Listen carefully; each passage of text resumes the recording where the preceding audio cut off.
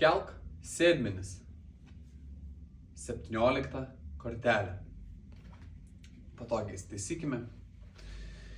Įsitieskime, nesusikuprinkime, jauskime tiesiai savo stabilų kūną, kaip pirmas centras, antras centras ir trečias centras lygiai greičiai yra vienoje linijoje. Rankas ištieskime į priekį, kojas ištieskime į priekį, lengvai jas sulenkime pakeldami nuo žemės 10-20 cm.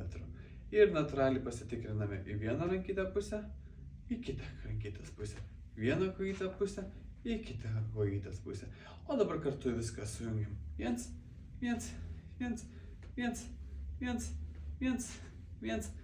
Pajunginėjame savo kūną per judesį, kad gautų kuo skirtingas amplitudes, nes ilgai nuo sėdimos padėties mūsų judesys yra nebelavinamas. Tai skatiname judesio amplitudę lavinti. Jeigu jaučiate juosmeninės dalies skausmą ar kažkokios kitos dalies, įtempkite raumenis, dirbkime iš raumenų, lavinkime savo raumenis. Ir nepamirškite kvėpuoti.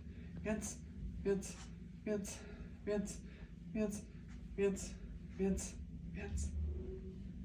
Kelk sėdmenis.